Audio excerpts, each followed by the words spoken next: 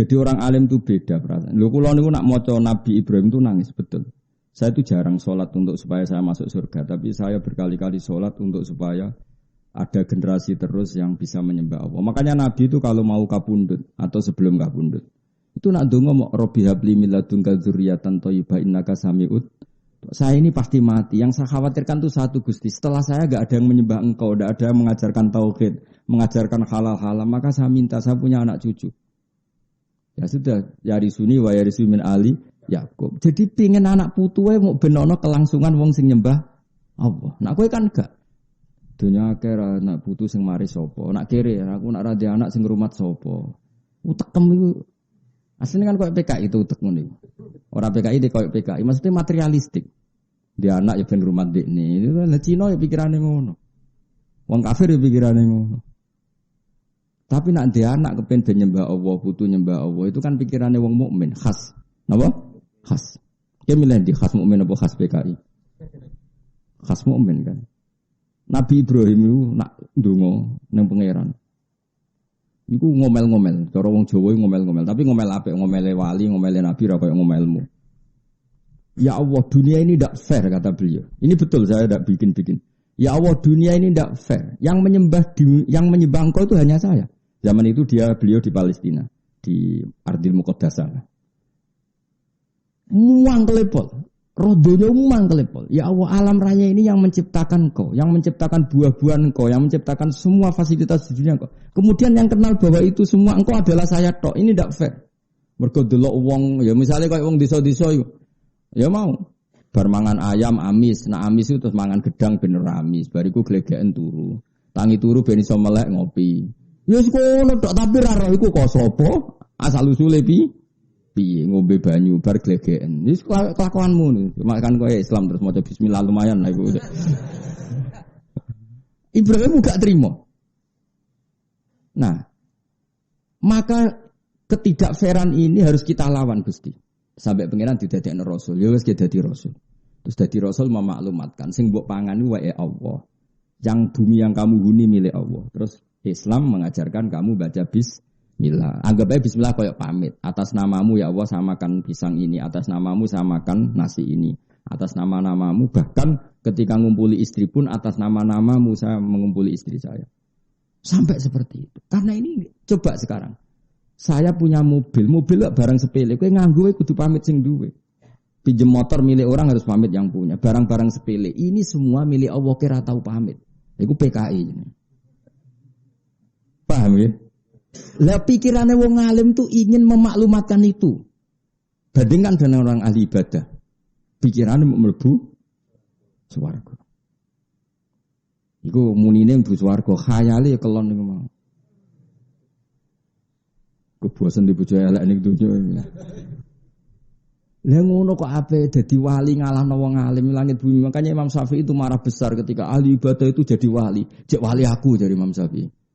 Nah, resikonya wali alim itu gak keramat, ra iso miber biasanya ya rapati pokoknya rapati keramat lah biasanya. Tapi dari Imam Syafi'i tadi jenengan rapati keramat. Nak donya, nak wong alim ora wali, ning donya wis ora ono wali blas tutup jadi.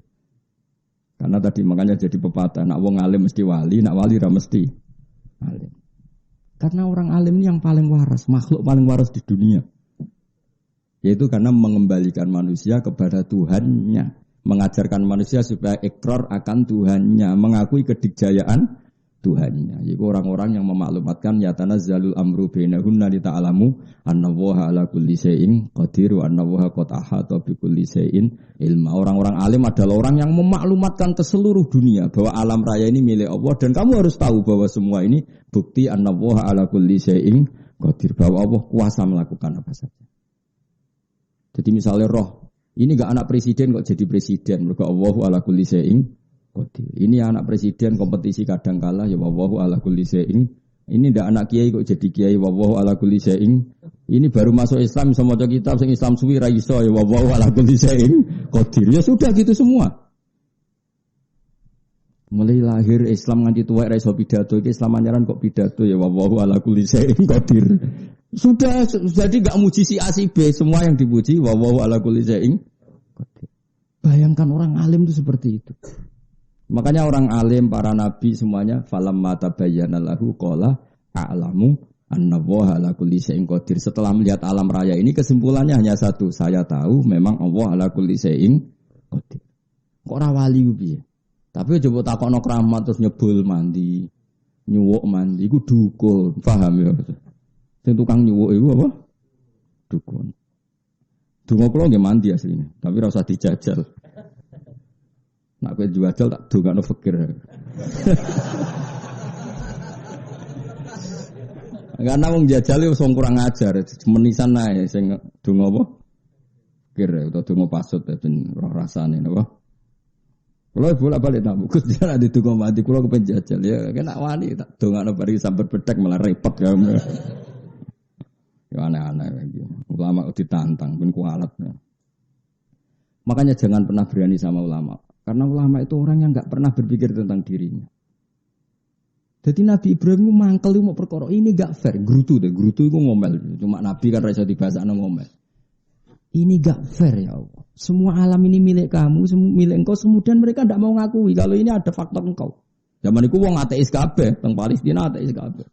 Akhirnya memaklumatkan, kamu harus kembali ke Tuhan, ke Tuhan. Lah repotnya wong ateis, wong zaman itu wong cek pagan, cek rupat. Lalu Tuhan itu siapa? Paling matahari, paling rembulan. Akhirnya Nabi Ibrahim, tak ngono jajal sih, matahari sih dites, rembulan sih. Suatu saat rembulan tenggelam kan surup. Wah kayaknya bisa hilang, berarti gak jadi Tuhan dia, pensiun kan? Surup itu pensiun, matahari, wah kok surup juga pensiun. Ibrahim akhirnya, ya sudah yang menciptakan itu semua, apa? Yang menciptakan itu semua. Coba kayak apa? Inginnya Allah dikenal. Makanya Allah itu zat yang apa? Al-ma'lum yang dikenal, al-ma'ruf yang dikenal. La ilaha illallah al-mazkur bi kulli lisan. La ilaha illallah al-ma'ruf bil ihsan. Tapi masalahnya kalimat itu ya dibid'ahno. Sing bid'ahno ora paham, sing maca ya ora paham. Alhamdulillah. Wong ora paham kok cek gelem maca. Lah timbang sing rapal atok muni haram, dadi nak rapal pantes. Kenapa kamu ndak hafal? Kan menurut saya bid'ah, jadi saya ndak perlu hafal. Sing sitok, kenapa hafal? Aku dadi kiai barokah iki, repot to. Padha radonge sini apa? Ndak seperti itu agama itu ndak seperti itu. Sing darani agama iku ma'rifatullah napa?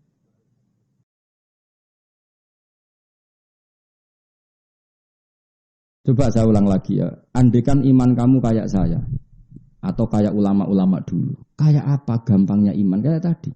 Kata Allah, kalau kamu enggak percaya manusia setelah menjadi tulang belulang kembali menjadi manusia lagi. Harusnya kamu lebih tidak percaya wujud kamu yang sekarang. Karena wujud kamu yang sekarang semua itu dari ketiadaan. Coba semua kamu ini dari materi apa dari ketiadaan? Dari itu saja saya mampu kata Allah. Apalagi mewujudkan sesuatu yang ada materi. Makanya Allah ngendikan kul yuhyihilladzi ansha'aha awwala. Nah, kalau iman seperti itu kan nyaman betul hubungan dengan Allah. Paribasane ra di dhuwit paling enggak ngibur atiku setiap saat Allah iso nyugeno aku. Tapi kowe cek kurang ajare, ngerti Allah kuwasa kok cek urusan dhuwit le dul kabeh kok. Tekem cek eleke. Mbok yo nak jenengan kuwasa Gusti dadekno kula wong saleh, wong qanaah. Tak yo kenet. Nak jenengan kuwasa tenan, kula melarat dadekno sugih dhuwit meneh. Dadi tengkang kudrohe Allah dimanfaatno nggo urusan apa? Dhuwit wong ora bakat wali wis. Yo setuju yo. Milih dadi wong alim wong apik ya jawab. Alhamdulillah. Milih terjadi pangan-angan tok. Jadi ya sekolah belajar. So nak salim kode aku, pakai Nobel, pakai hadiah. Ya soalnya Gus kelompok alim. Ya buatan kula tes. Buat yakin. Yo.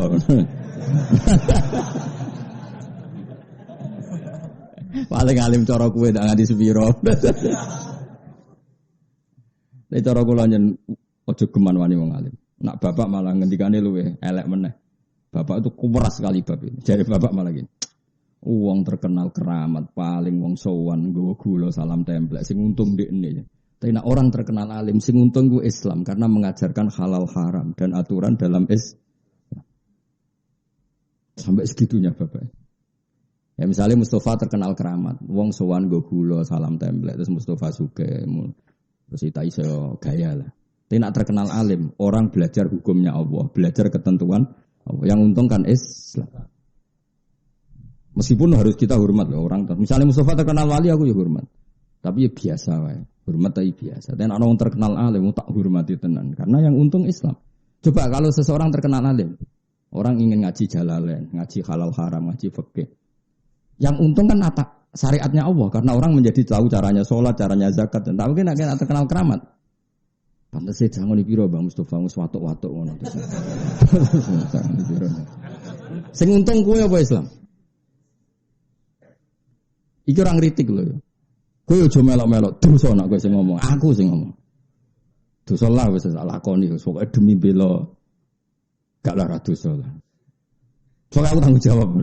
Tapi aku tok sing ngomong kowe aja melok-melok. Aku sing ngomong ngelamak pengiran lah. Mergo kowe ya ora wali, ya ora alim, ya ora abid. Komentari orang yang di atas kamu, apa? Iku ngelamak to. Nah, tapi kadung ngaji jenengan krungu, ya krungu wae ora usah melok-melok. Apa hubungane krungu mbek melok-melok? Wis krungu wae.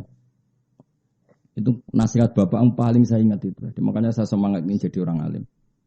Wong nak terkenal keramat, iku sing untung ya wong iku. Karena tadi wong sowan ya sadate wong Jawa ya gowo-gowo. Tapi nak terkenal alim. Meskipun kita fair, yang terkenal alim pun banyak orang sowan ngatur-ngaturi. Tapi kan motifnya karena tadi saake ben digo ngaji. Tetap Islam itu ikut untung kalau boleh dibahasakan gitu kan, karena ada ya saya bolak-balik ada orang sowan saya ngasih sesuatu, tapi Gus kalau badhe haji tolong nasihati tentang hukum-hukum haji. Akhirnya bisa ngomong kowe nak tuafi fadho ngene, nak sa'i ngene, pantangane sa'i ngene. Jelas kan? Ada orang mau kuliah ke Australia, kadang pamit saya, Australia bumine pangeran, kamu di sana bisa sholat, bisa sujud, itu ya bumine pangeran. Tapi ini kan daerah wong kafir.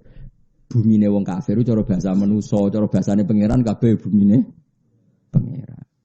Wong sing gawe Amerika ya ora Donald Trump, sing gawe Rusia ya ora presiden Rusia, sing gawe kabeh pangeran. Ki sujud ning ndi iku bumine. Setidaknya orang itu diingatkan lagi kepada Allah Subhanahu wa taala. Jajal ke dolan ning wong keramat. Wis muga-muga barokah rezekimu akeh malah bakal rezeki barang. Mutune ning ndi? Cara wong alim lho malah bakal rezeki. Wis muga-muga ning ndi rezekimu akeh malah bakal duwe meneh. Dan wong alim gak mesti pikiran pertama itu salat. Kamu di mana-mana itu salat. Coba Nabi Ibrahim. Nabi Ibrahim bakas duwe iku isin, tapi yo ngerti nak manusa seneng duwe. Akhirnya oleh bakas itu diakali. Robbana liyuqimus sholat. Gusti anak putu kula nu kersane purun sholat. Tapi mereka itu manusia yang butuh kekuatan ekonomi. Faj'al afidatan minan nas tahwi ilaihim warzuqhum minas samarat.